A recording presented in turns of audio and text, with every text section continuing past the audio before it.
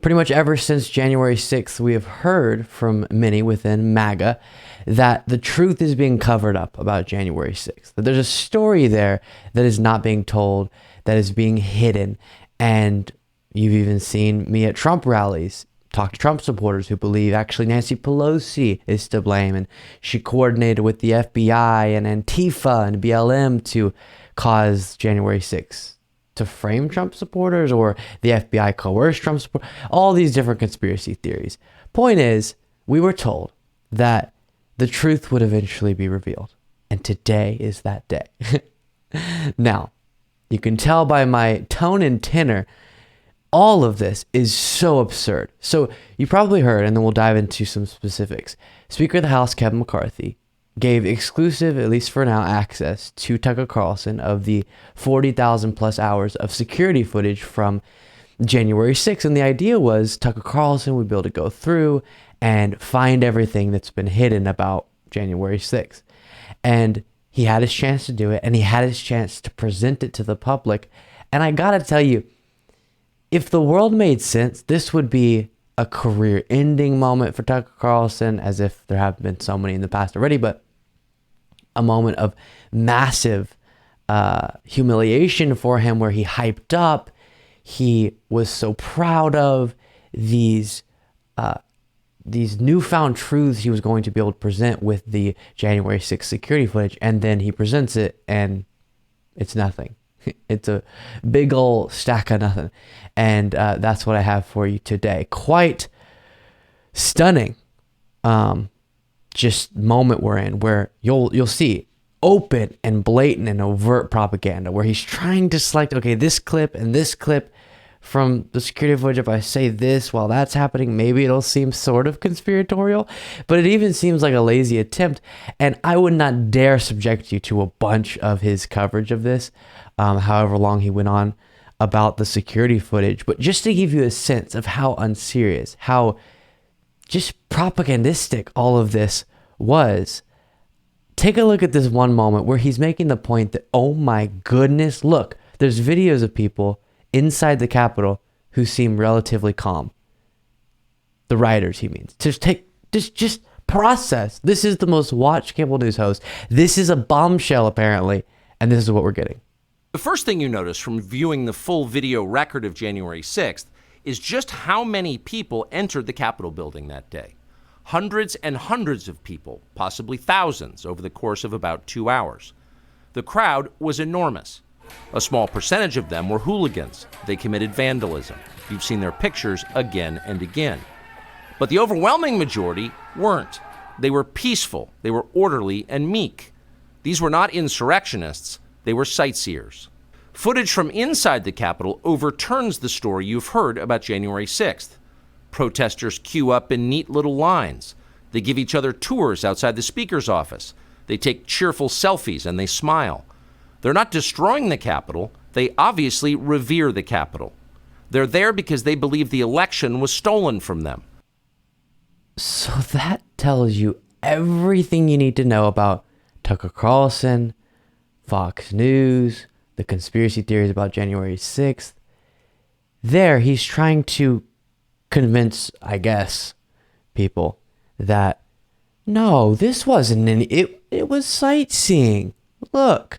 Yeah, sure, there were some hooligans over there doing some things, but for the most part, this was just a scheduled peaceful ordeal where people were taking their selfie within the Capitol. But if I went and tried to rob a house, for example, and I beat someone as I go in, break into their window, boom, boom, boom, and then I know, okay, I just beat the one person there, there's no one else here home, I'm going to start loading up my bag with all their stuff. If you got a security footage of me doing that, if you viewed security footage of me doing that, maybe at certain points as I'm kind of walking around putting things in bag, I look calm. And we knew that individuals went in the Capitol and were just hanging out.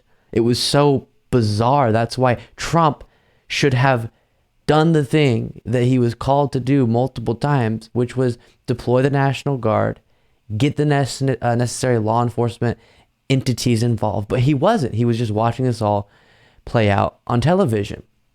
And because of that, they had so much time to just wander around the Capitol to the point where they were relatively calm there. Is that really a bombshell, Tucker? Really? You violently break into a Capitol and then you're wandering around because we couldn't get the politicians, so we'll just sit at their desks and do all these different things. I don't even know who this is for other than individuals who absolutely already believe every single conspiratorial thing there is to believe about January 6th. Because otherwise, what is it going to convince somebody? And again, feel free, if you're morbidly curious, to go watch more of it. But there's going to be just so much of this kind of almost gaslighty type energy coming from the Tucker Carlson world and people who support him. Trump, we'll get to Trump's response to this in a second, where all of our eyes are watching the video. Okay, we watch, and the narration is telling us that something else should be concluded from this than actually what the conclusion would be. And also, we'll be told time and time again with complete confidence, this is huge. This reveals the insurrection was not a big deal. It wasn't exactly what we already knew it to be, and all these different things. When that's not what the video proves, and they will try their best to convince people otherwise. Donald Trump wrote on Truth Social saying, "Congratulations to Tucker Carlson on one of the biggest scoops as a reporter in U.S. history.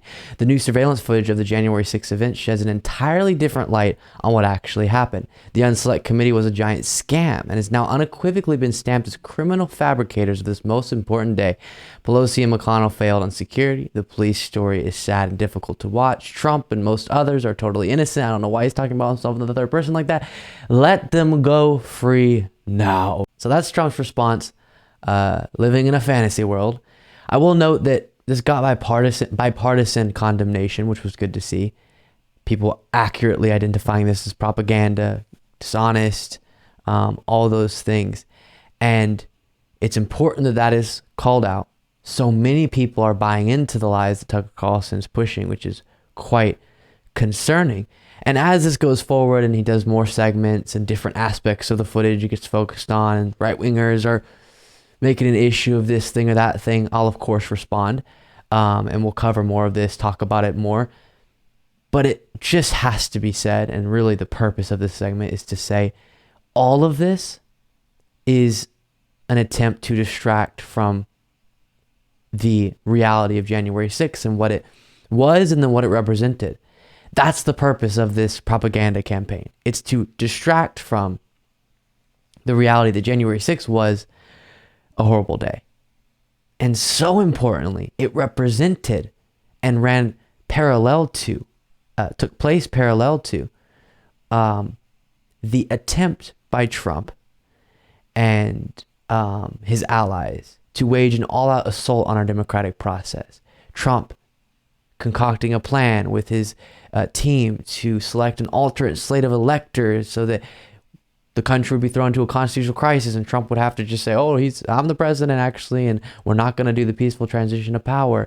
And an actual attempt at keeping Trump president despite him losing the 2020 election was going on, and the lies he was using to justify that were the very same lies he was using to motivate his followers into what would eventually manifest itself as January 6th.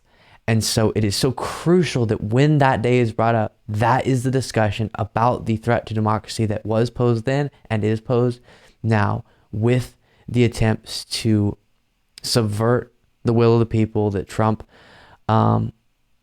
partook in. And that conversation is not beneficial to someone like Tucker Carlson, right? And so instead he has to create something. I got to create something to distract people so they don't think about the reality, the severity of that discussion. And that's all this is.